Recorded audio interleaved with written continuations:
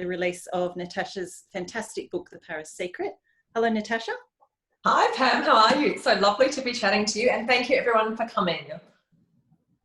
Yeah, I mean, you know, this is a very weird book event, but I think a few of us now, having attended a few of these, we're getting used to it, and it does give people the opportunity to actually attend the event when they might not have been able to otherwise.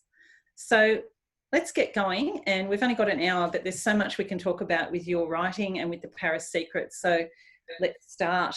Just wanted to start, Natasha, with asking you, this is a very different launch for you, coming, you know, after the release of your previous books.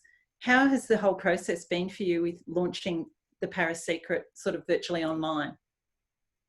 To start with, it was quite a terrifying concept to be launching a book when a lot of bookshops were closed, and there was no possibility of doing events, and also there was this, you know, hideous virus, you know, threatening people's lives, and everything that was so uncertain. And it felt really selfish to be worrying about a book in the midst of those things happening. But of course, as a writer, you know, you spent 2.5 years on something, and you're bound to worry about it, even though you're beating yourself up about worrying about it the whole time as well. So it was really strange, and I was quite anxious, I guess, for a good couple of weeks there. But it's been so lovely. I think I have very lovely readers, so thank you to all my lovely readers who are here tonight. And it's almost like they picked up on the fact that some reassurance would be nice, and started sending me messages with photos of the book that they had bought, so I could see that people had actually bought it and it was getting out into readers' hands, and just, you know, messaging me to tell me how much they'd enjoyed the book. And that's so nice to have that reassurance coming through, because then you start to believe, oh, okay, people are able to buy it, people are able to read it. It's not 2.5 years of work, you know, down the drain. It's still finding its way to people. So yeah, so a really big thank you to readers for doing that. I don't know whether anyone realises how much that means to me and to other writers who you might also message. It really does help keep us on track and keep us uplifted at a time like this. So, and I've been really lucky with how well the book has been doing, and I guess it's exceeded all of my expectations, because I really, as soon as everything started to happen, I had very low expectations of anything ever happening. But yeah, it's been actually a really amazing experience to see how people have kind of come together, and events like this and opportunities to reach people in something like this all over Australia. So it's been actually really quite a lovely experience. It's fantastic. Well, I think Australians are great ralliers, you know, like when the chips are down, I think people really pull together, and I think the Australian reading public are very genuine book-loving people. So it's great that they've really got behind it, and I know that they're getting behind lots of people who have got books out currently, which is fantastic. So we've got a lot to talk about with the Paris Secret, and I do want to ask you about, you know, some things to do with your writing in general, and I'm sure that will come up in the questions too. But let's start with the Paris Secret, and then we can backtrack a little. So, like the French photographer, the Paris Secret is set during World War II. It features daring women doing dangerous things, as we are coming to get used to with your books. It's partly set in France, and but there are a whole lot of differences too between the two stories. For anyone who might not have sort of heard the blurb or know much about what the story is, can you tell us what it's about?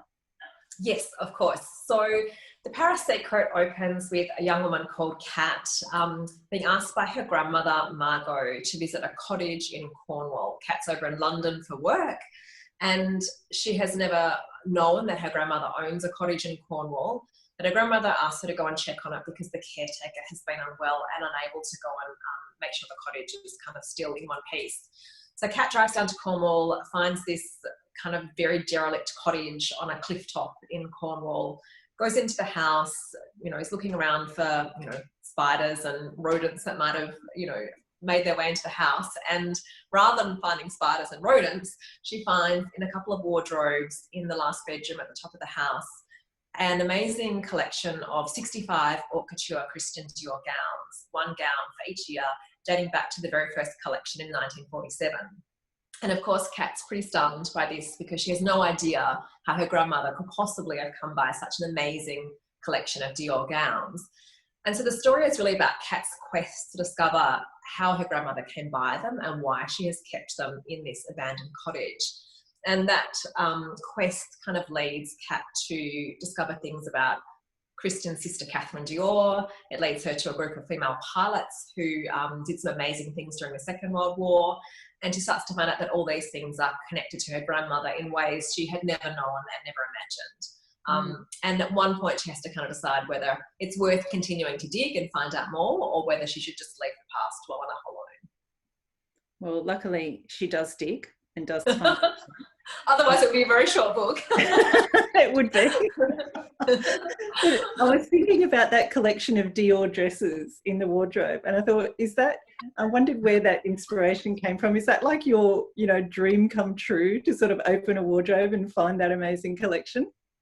Yes, and I'm still waiting for that dream to happen. Every time I open my wardrobe, there's no Dior gowns in there. God damn it. Yeah, I think it was a bit of wish fulfillment, maybe, writing that storyline. But actually, the reason I wrote that part of the book was because I read about the Darnell Collection, which it was an American woman called Doris Darnell who, over decades, collected gowns that she had bought for herself to wear, and they were all designer gowns, Chanel, Dior, Givenchy, etc. And friends started to realise that she was kind of keeping all of her gowns, and so they would give her their old gowns when they kind of finished with them. And she amassed this amazing collection, and then she sent it to her goddaughter here in Australia. And so one day, something like 70 boxes full of hundreds of couture gowns from all around the world arrived at her house, and she had no idea of the extent of her godmother's collection until she started unpacking the boxes and realised it was this extraordinary thing.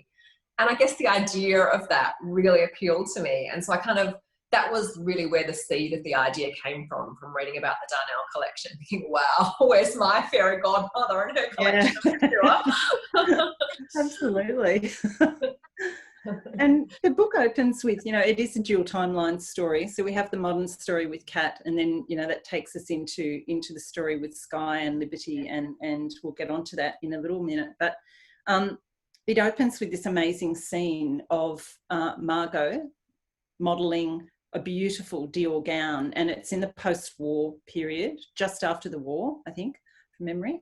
Yep. And it's just the way you describe it. It's just this amazing scene, where she's wearing this gown that's like a flower, but there's this huge contrast between the sort of sensation of the world that they've just left behind with the war and the atrocities that have gone on, and then this amazing, lavish, voluptuous dress, and these people there watching this fantastic modelling event.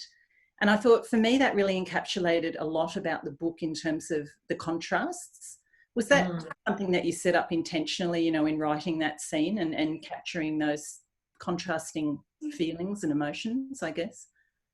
Whenever anyone asks me about whether I do something intentionally in my book, I always wish I could go, yes, I had that all planned out. I'm so organised as a writer. I know exactly what I'm doing. But no, that was not the case, to confess the truth. No, I was really lucky with all of those Margaux scenes in the book. There's a few that are set sort of from 1945, 1946 and 1947, including that very first one. And when I began writing the book, those scenes didn't exist in the book. And then, the writing muse, I do think, exists in some way, shape or form, and sometimes gifts you things that you don't quite know that you need. And so it was one Sunday morning, I was in the house, and just that scene began unfolding, like word for word, in my head. And so I literally ran upstairs to my office here and got out the notebook and the pen and just really started transcribing what was going on in my head. And that does happen sometimes, not all the time, but with every book there'll be some little moment like that. And it was really one of those quite special and precious writing moments where you just kind of feel like a vessel, I guess, and this stuff is coming to you. And that makes it sound very weird and woohoo and mystical, but sometimes writing is a bit like that. And so I wrote that scene, I hand wrote that scene.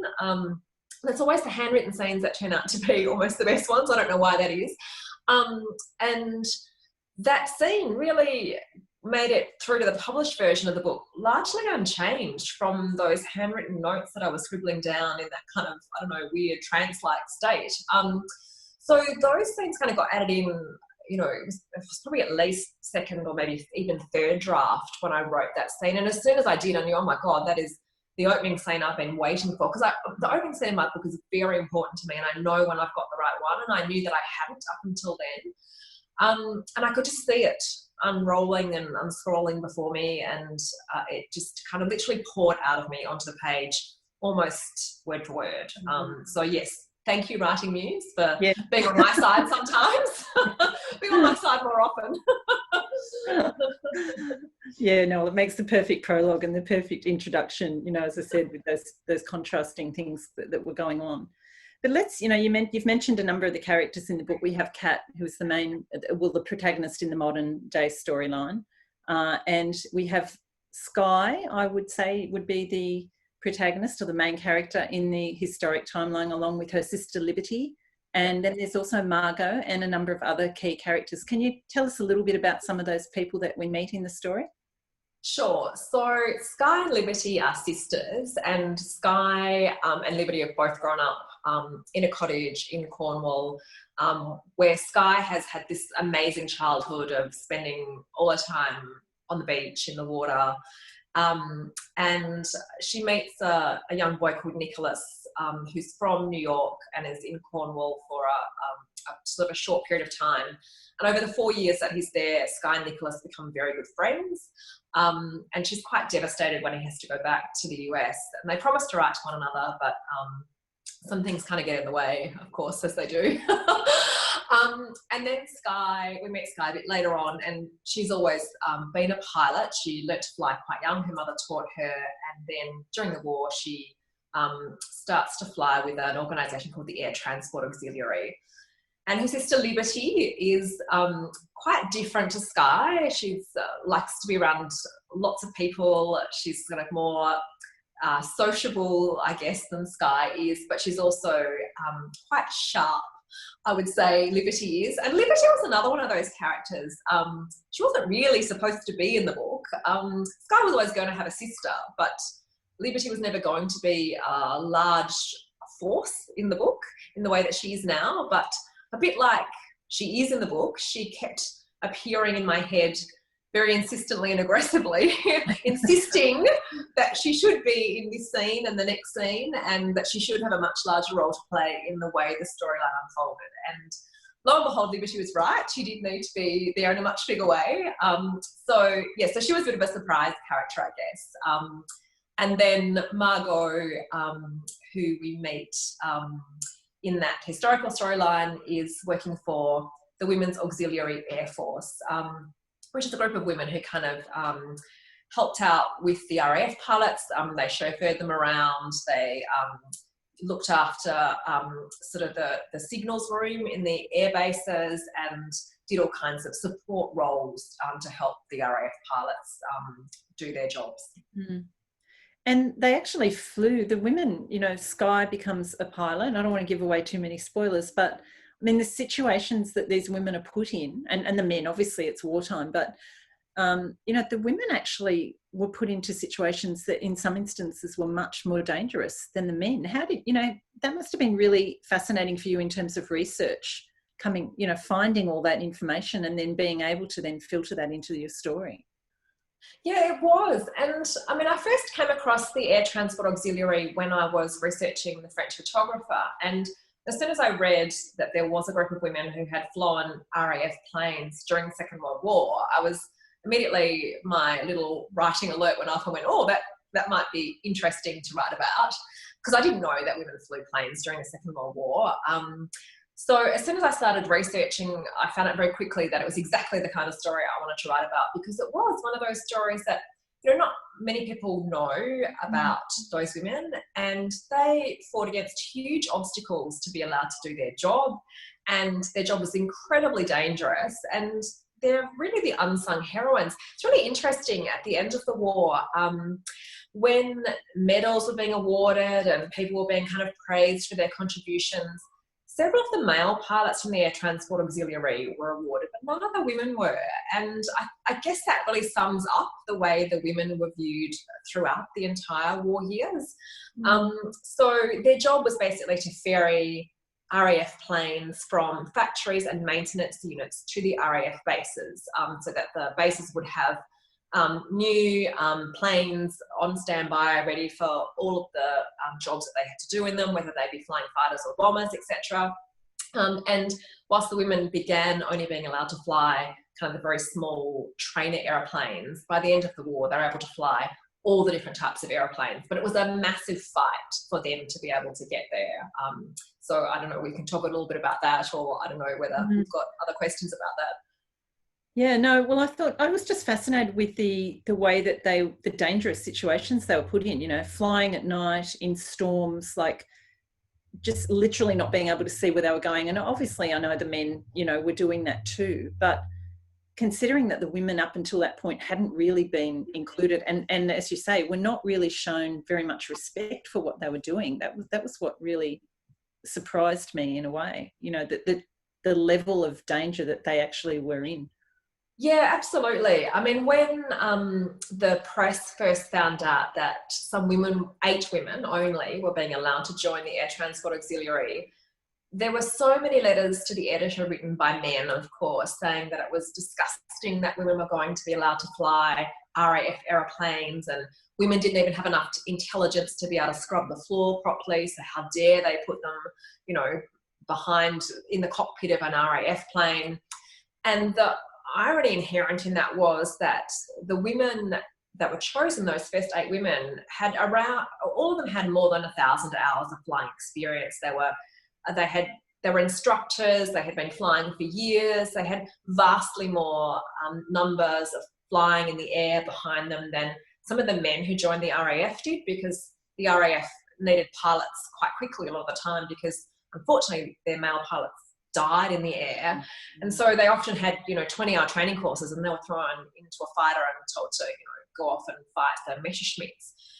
But these women had thousands of hours of flying experience, and they were called disgusting and unintelligent. And but when you look at the conditions they flew under, you realise that they were extremely intelligent women. So they were basically given a plane and given a compass and a map, and told to fly from one base in England to another with no radio, no navigation instruments, no ability to use guns if they ran into a German plane in the sky.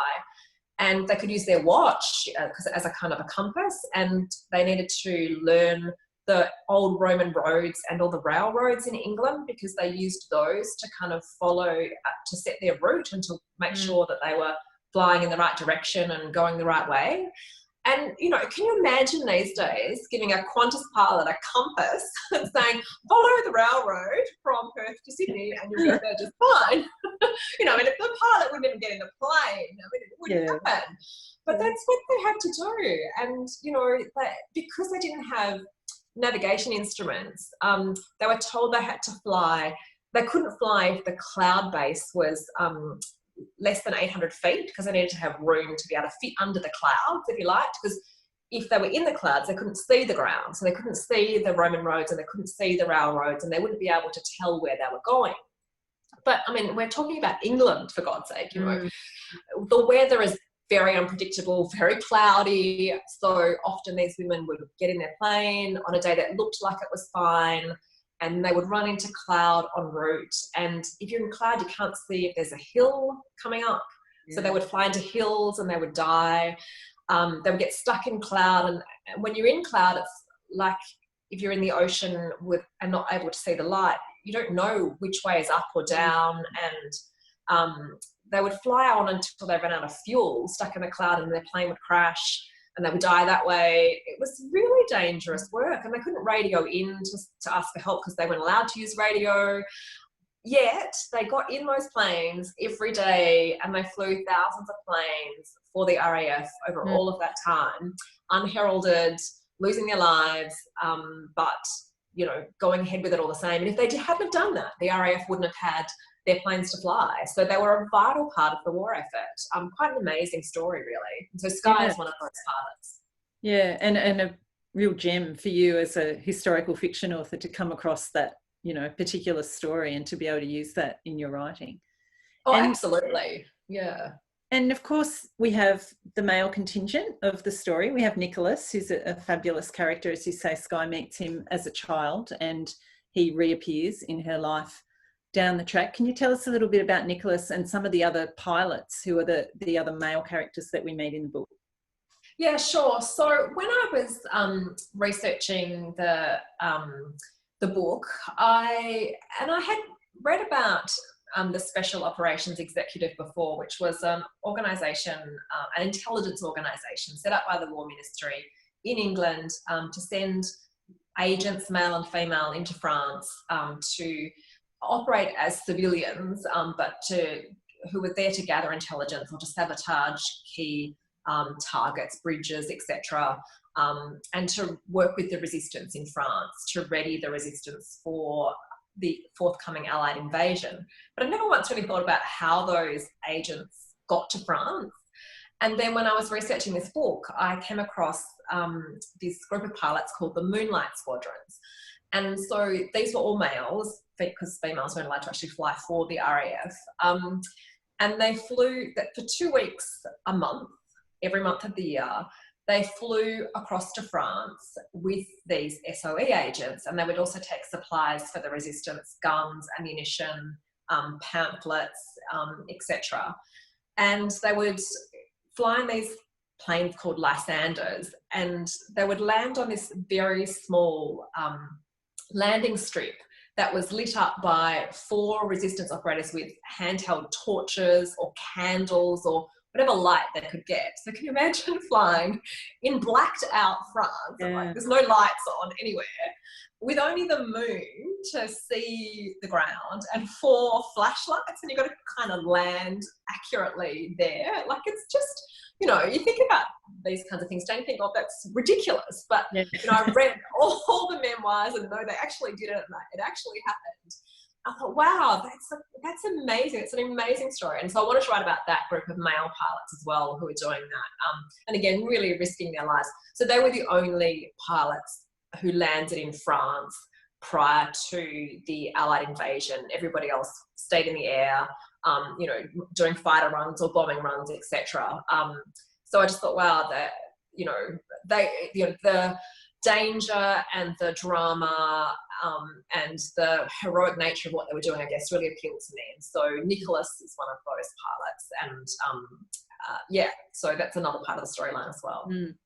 So I was just thinking as you were talking there, when you're sort of doing all the research, you know, and you find out, say, about the, you know, people landing in France with the 4, you know, torchlights and things like that, how do you take that information and then translate it into a scene in your book? How would you go about writing that scene, having done the research already, or do you write it first and then filter the research back in?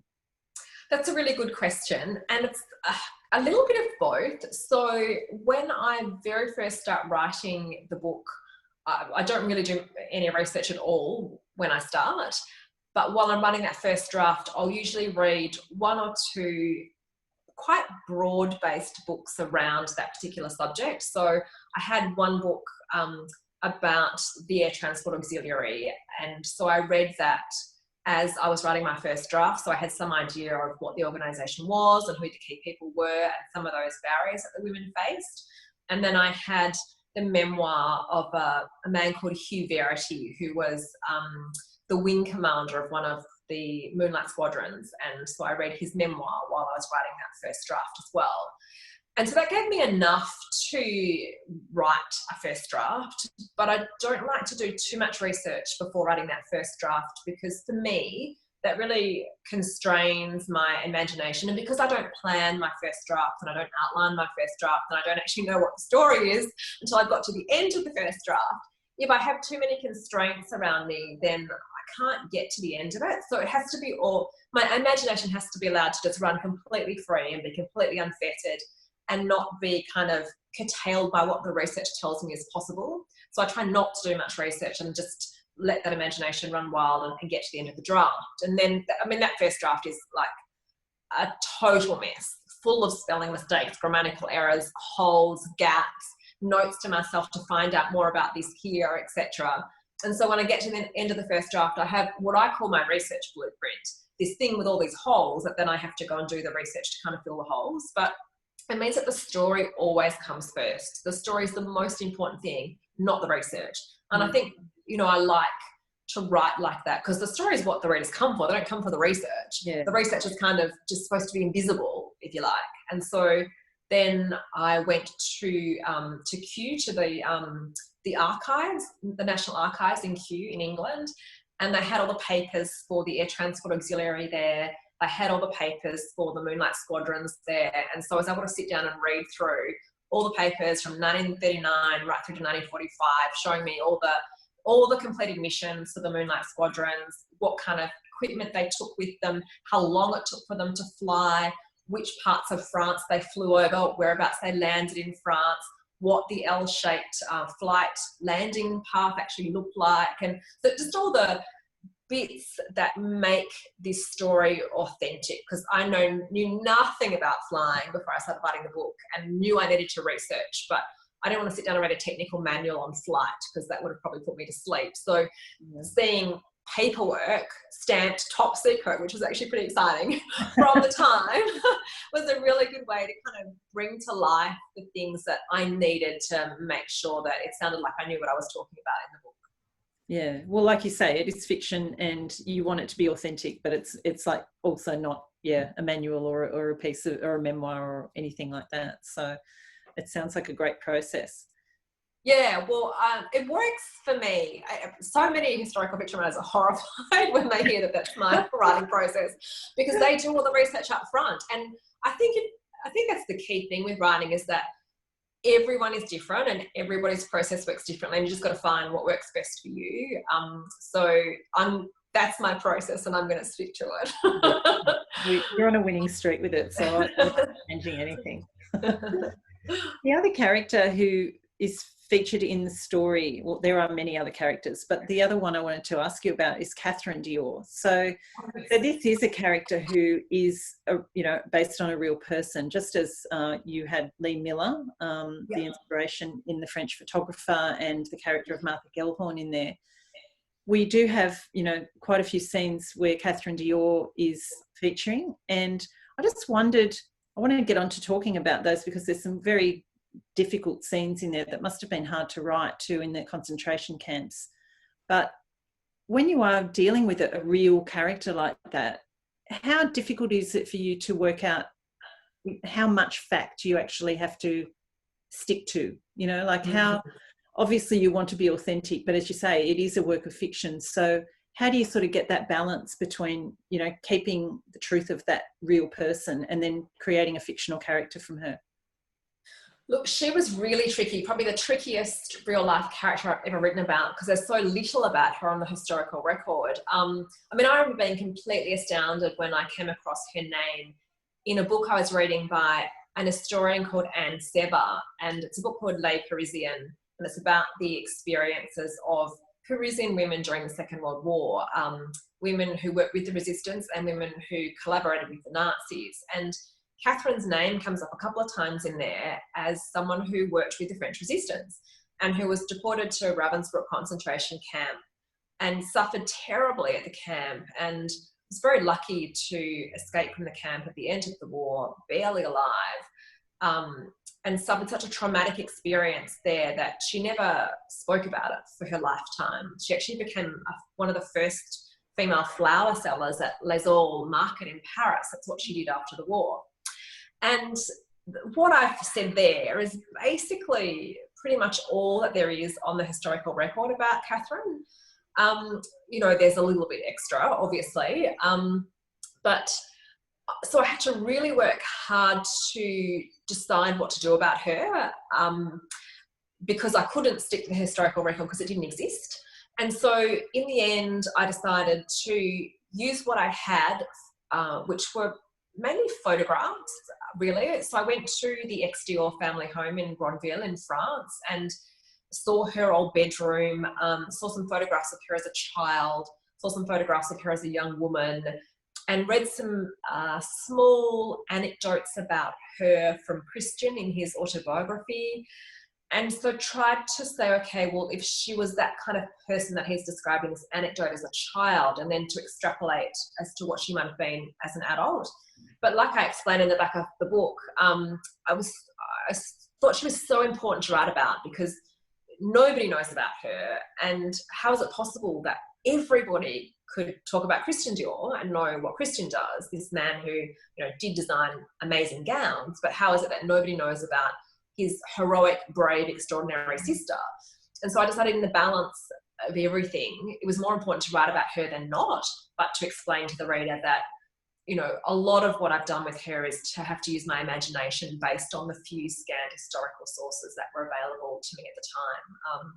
So she was a bit of a challenge, and it did take me out of my comfort zone a bit because I do like to try and be accurate and truthful, but when there is no truth to draw on, I guess you have to make your own truth up based on whatever evidence you can find. And that was my approach with Catherine. Yeah. Do you ever, I'm just thinking back to, you know, Martha and Lee, the French photographer, and you've got Catherine here. Have you copped any flack at any time from really serious historians about anything that you've included in any of your books, or are readers pretty happy to just go with, you know, what you give them? No, I've never really copped any flack, luckily. There was one thing that I did in The French Photographer, and so there's a scene at the start of The French Photographer where Jess, the main character, goes to a party at Condé Nast's apartment, and it's in August, and I knew he'd died in September the following month, and so I'd had to adjust the time frame to make sure he was still going to be alive. And then there are some other real life characters at the party, and I mean, it is fiction. And so I did put, I can't remember who it was now, someone in there who actually wasn't alive at the time. But like, I just, you know, he was the kind of person who would have been, who did go to those parties, but it just didn't quite work with the time frame. And so I just put him in there. But people noticed. People noticed the weirdest things. Oh my God, are you kidding me? So note to self, don't do that don't have fun. Don't do that kind of thing ever again. So yeah, not many people, I think maybe 2 people have emailed me about that one. But yeah, it's really interesting. I think, you know, the large majority of readers, you know, as a historical fiction writer, you become expert in some very obscure things sometimes, but mostly readers might have a general knowledge of some of the things you're talking about, but not that really deep knowledge. And I suspect that real fanatical historical people aren't probably reading my books anywhere. They're probably reading the big, thick, you know, non-fiction factual things and pulling up all the errors in those, thank goodness, and leaving me alone. Well, they're missing out. They're definitely missing out if they're not. Exactly. Reminder to everyone too, if you do have questions that you think of during our chat, we will be taking questions probably at about 7:15. So you can send them through to Emma Kate, and we'll get onto those in a little while. I also wanted to ask you, Natasha, about the dual timeline aspect, which is come to be a trademark of your writing, I think now. And Kat is the main character in the dual time, in the modern timeline. When you're sort of coming up with your ideas for your stories, do you sort of think, okay, I've got this historical idea, now I need to build a character that's going to work around that in a modern day? Or how do you sort of get the 2 timelines happening and then weave them together as you're writing? So I guess for me, it's in writing the historical storyline that the contemporary storyline starts to unfold for me in my head. So I don't really know what's going to happen in the contemporary storyline when I start writing the book. That's usually the most vague part of my very vague plan. And so with this one, like I knew, and this just sounds ridiculous, and it did sound ridiculous when I typed it in an email to my publisher. I knew I wanted to write about Catherine Dior, and I knew I wanted to write about female pilots.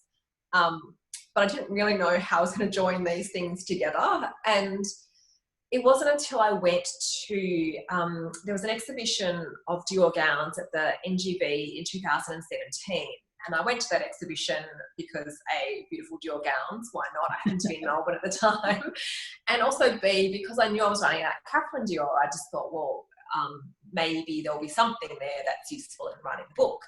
And oh my God, was there ever something useful there in writing about the book?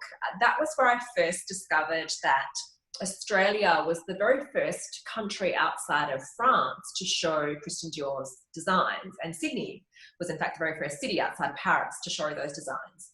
In 1947, in June at David Jones in Sydney, there was a parade called Paris Fashions for All, and 4 of the garments in that parade were Dior gowns straight off the runway from that February 12th very first show in 1947 in Paris at the House of Dior. I thought, wow, who knew that Australia was the first place? That's incredible. And, you know, that's the kind of thing that, for me as a writer, I don't know, it just sparks off something in my brain and goes, oh, there's a story in that. And so that was the thing, I guess, that really brought the contemporary and the historical storylines together, because I thought, oh, God, wouldn't it be fun if someone in contemporary times got hold of those first 4 Dior gowns to have been shown in Sydney. And that is what led me to make Kat, the main character in that contemporary storyline, a fashion conservator. And also because I just wanted to write about a fashion conservator, because it sounds like the most cool job. And you might as well give your characters the jobs that you wish that you might otherwise have had if you hadn't been a writer. So that was lots of fun researching her job. I really enjoyed finding out more about fashion conservation and what a conservator who works in a museum might do. And, you know, kind of gifting her these 4 gowns that come to the museum via donation and sort of end up being linked to her grandmother's past. So, yeah, so it was really that. And I do find that the universe is often on your side as a writer. It will get you to go and do something. And in doing that something, you'll find a really key point of connection for your story. So, again, it sounds a bit weird and a bit woo-hoo, but I have learned to really trust the universe. If it sends me off somewhere, to just go, okay, it's sending me there for a reason. And there've been too many moments like that to just call it serendipity. You know, there is some larger writing force at work out there in the universe. Definitely. Yeah, I agree for sure. And the other aspect, which we touched on earlier, but I just wanted to talk about, was in writing about World War II, as you did in The French Photographer, it's inevitable that, you know, the issue of the concentration camps are going to come up in the writing. And this is a feature in the story of The Paris Secret. Can you talk a little bit about the research you did for that and what it was like to actually write those scenes? Because there's some really moving and dramatic scenes that you've included in the book around that issue. Yeah, so that was probably one of the hardest things I've ever had to do as a writer. I first came across Ravensbrück concentration camp when I was writing The French Photographer, and it was a concentration camp just for women. I mean, obviously, mostly the idea of concentration camps were associated with the Holocaust and, you know, with the terrible tragedies that the Jews suffered during the Second World War. But this concentration camp was a bit different because it was not just for Jewish people, it was only for women, and many of those women there were people who'd worked with the French resistance or the resistance in other countries during the war. And the idea that women could be considered to be so abhorrent as to require their own concentration camp was something that's always deeply troubled me, and I couldn't let Ravensbrück out of my head after I had started reading about it whilst I was researching The French Photographer. And then when I found out about Catherine Dior and found out that she had been there and she was going to be a character in the story, and therefore that meant that Ravensbrück itself would have to be a part of the story, I kind of dug in and said, okay, well, you're just going to have to research this. And there's an incredible book by a historian called Sarah Helm about Ravensbrück, which is just so meticulous and so thorough, and she's spoken to survivors of Ravensbrück, and it's quite a horrific read, but it has to be because it's so accurate about the things that happened there. And so that was quite a confronting thing to have to read, and I did have to put that down many times to kind of get through it. And quite a few of the women have written memoirs, the ones who survived. Yeah, I guess it's important to me that I wanted to write about that because I wanted people to know about it, because we would never want something like that to happen to women ever again, that they would be seen to be so, there was this requirement to imprison them in a concentration camp and to basically murder them systematically over months. But I also understand that those things can be really difficult to read about for readers. And so the challenge for me as a writer was to try to be as accurate in my depiction of Ravensbrück as possible, because I would never want to minimise what happened there, but also to write it in such a way that the reader felt like they could make it through those parts of the book and not have to put the book down. And so that was very much in my mind as I was writing those parts of the book. And, hopefully I feel like I achieved that balance. And I hope that readers, take away from that just the knowledge of some of the things that have happened to women in the past and that we would never want to happen again. And the more we know about those kinds of things, the more likely it is that we can stop those kinds of things from happening in the future, I guess. Yeah. No, well, you do a great job of, as you say, you don't minimise the atrocities there at all, but there's enough in there that, it's very moving and gripping, but we're sort of pulled through the rest of the story and able to get on with the whole thing. But the other thing before we go to questions, Natasha, is that there are a couple of beautiful love stories in the book. And I just wanted you to, without giving again any spoilers, but you can just talk about, because I remember you saying in an interview in the past that we did together, is that you realised at one point when you were trying to work out what it was you wanted to write about was that all the books that you loved had a great love story in them.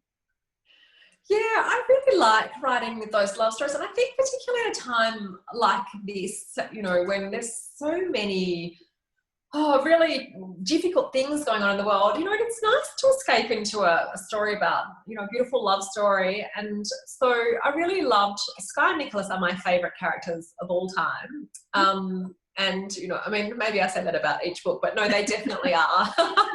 And I think, this is the first time I've ever written about a character's childhood, like I do in this book with both Skye and Nicholas. And I loved being able to explore that element of them as, the best and closest of friends, the kind of friends that only children can be, because as adults we have too many kind of, inhibitions to be able to have that kind of wholehearted friendship.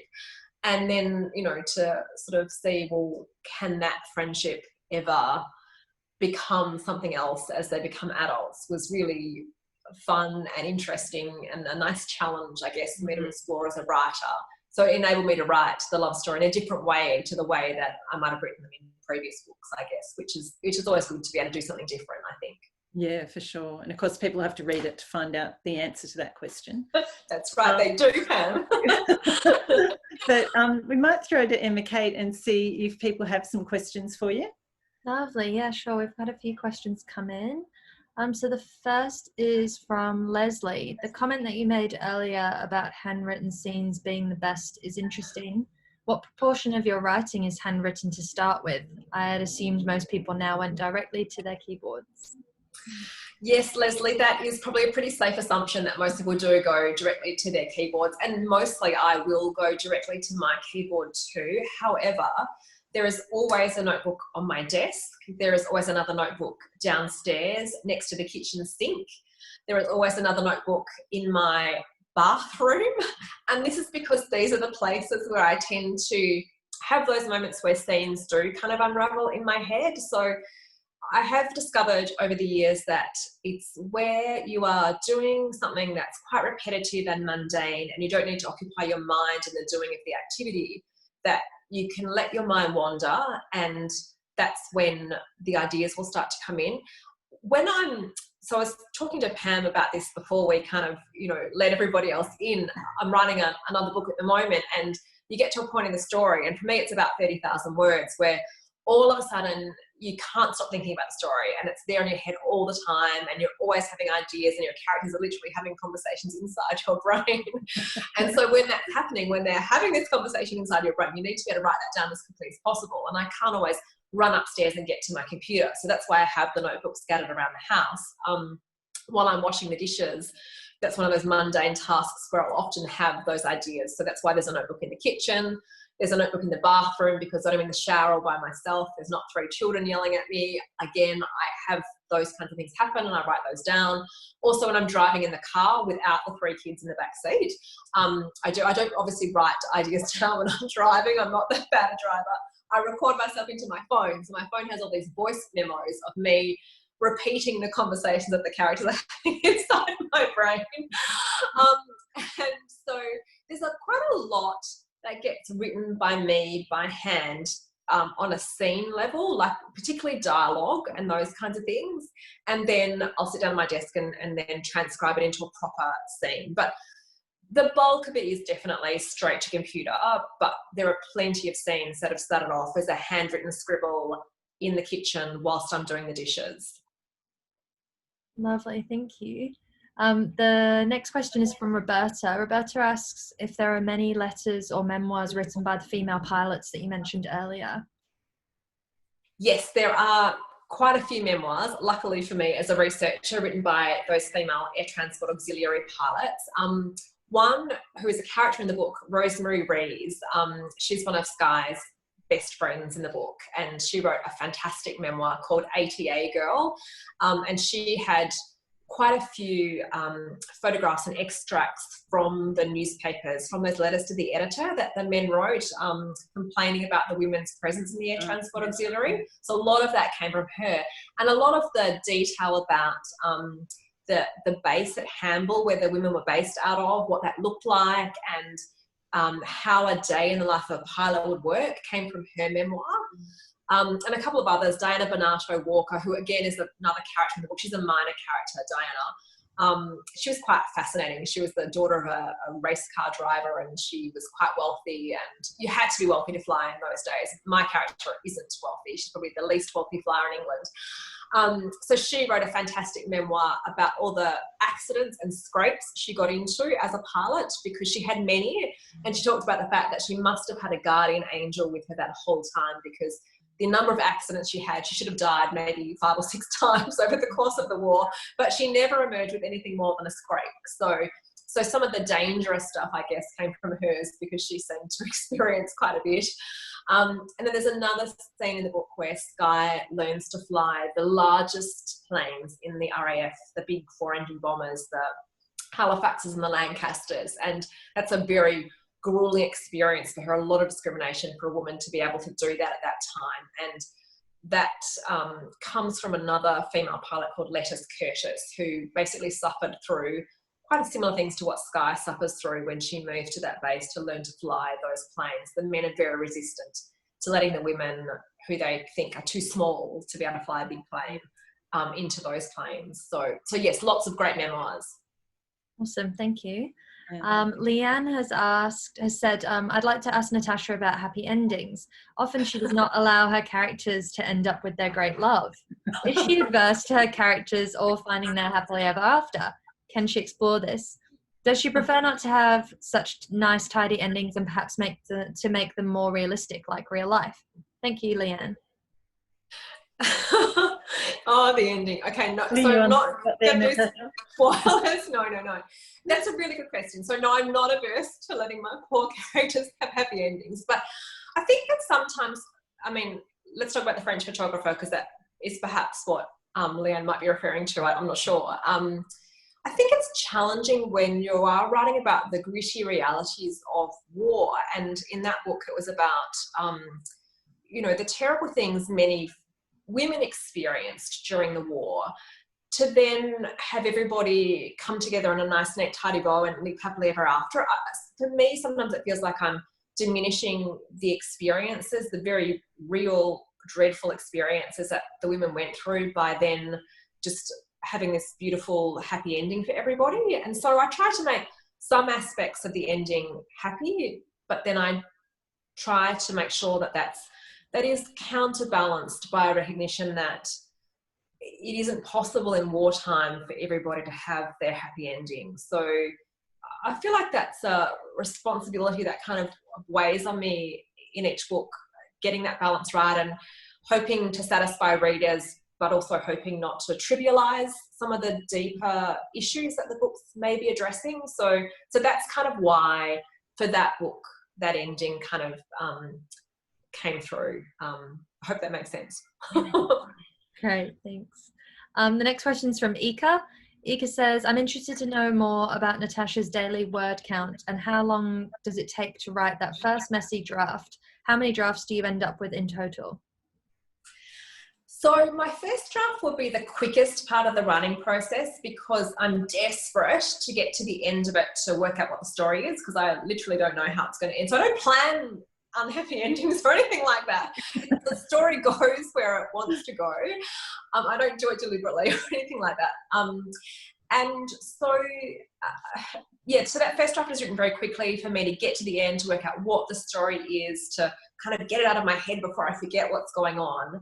And so that might take me, I write in school terms because my 3 kids are relatively young and they have school holidays multiple times a year and need me to look after them. So I try to write the first draft of a book in the first term of school, and then I'll have 2 weeks off over the school holidays to think about that draft and let it kind of develop in my head. And then the kids go back to school and I'll sit down in second term and I'll write another draft of the book, have 2 weeks off again in the school holidays to think, and then write another draft in term 3, etc. So by the end of the year, I've probably written 5 to 6 drafts because I write a couple in the last term because they're quicker drafts.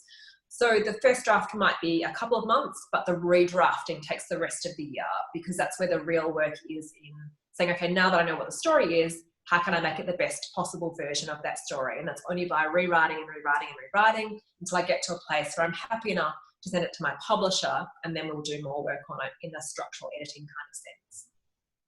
Awesome, thanks.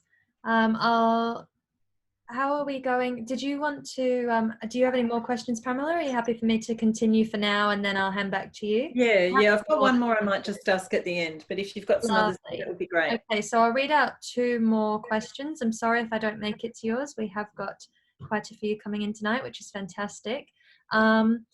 Jessica says, I adored Liberty. She was as challenging and fun as she was nasty. It's fun to discover she was a surprise character. Did you draw on any real life inspiration?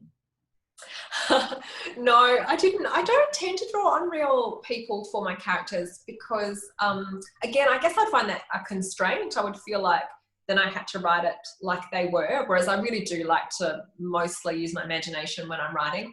But yes, I love Liberty too, even though, I mean, technically she's the villain of the book, I guess. But, you know, I always think that the villains, they get the best one-liners in the books. So I really like writing their dialogue because they can say things that you can't let your lovely, nice main character say. So I'm glad that you have a soft spot for Liberty because I actually do too. I had a lot of fun writing her, even though sometimes she was a little bit nasty.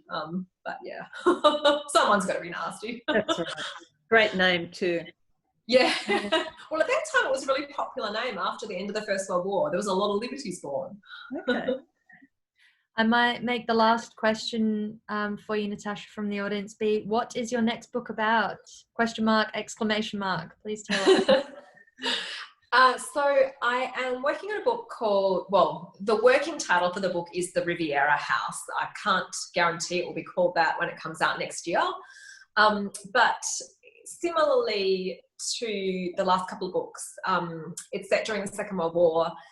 Mostly the historical narrative takes place in Paris, and the contemporary storyline takes place in this beautiful town called Saint-Jean-Cap-Ferrat on the French Riviera, which was terribly hard to have to go there and do some research last year. I really suffered doing that. And that, interestingly with that book, the contemporary storyline was the easiest part to write, maybe because it was set in this amazing French town, but the writing muse decided to gift me a contemporary storyline in this book and make the historical storyline really hard and really challenging. So, yeah, that book has definitely aged me in many ways. But this last draft, I feel like I've finally cracked it and got it all worked out. So it's with my publisher now, so hopefully she feels the same way, fingers crossed.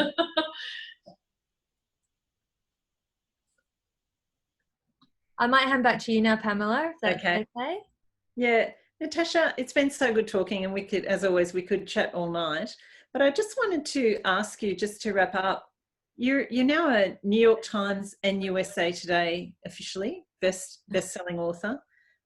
When you sort of look back on your journey, and I know that we all hate that word now, but you're on your writing career, if you like, what have been the most sort of memorable moments for you? And, you know, are there any particular turning points where you think that was something that really put you onto the trajectory that you're on now?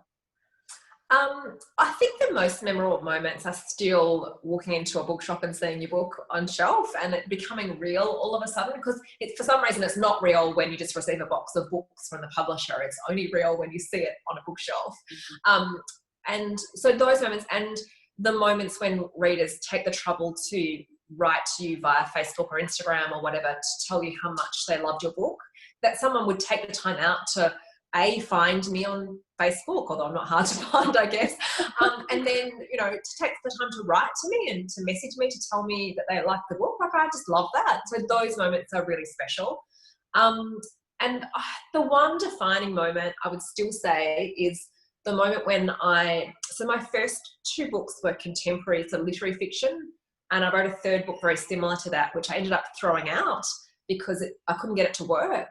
And when I threw that book, 85,000 words, into the bin, that was when I sat down to write my very first historical novel, because I wanted to write something completely different, more fun, more relaxing, and just more enjoyable. And if I hadn't have ever thrown that 85,000 words out, I might never have started writing historical fiction, and then I wouldn't be sitting here today. So thank you to those 85,000 words that I threw out. It was hideous at the time, but it was so worth it. It was that muse up there telling you what to do. Absolutely. So there's a silver lining in every trashed manuscript. Absolutely.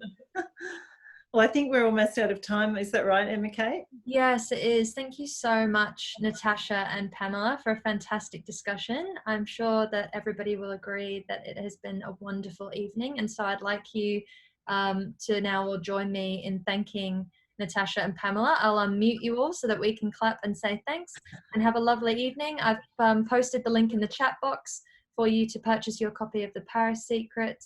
And again, thank you so much, and congratulations, Natasha. Oh, thank you so much for having me, and thank you so much to everyone for coming along. I really appreciate it. Yeah, thank you. I'm muting you all now. Thank you. Thank you. Lovely. Thank you. Oh, participants. Thank you. So lovely. You all are. Great. Oh. Thank you, everyone. Have a lovely evening. Thank you. Bye. Bye. See you, Maggie. Thanks, Pamela, as well. Thank you. Bye, Natasha. Bye. Bye. Wow.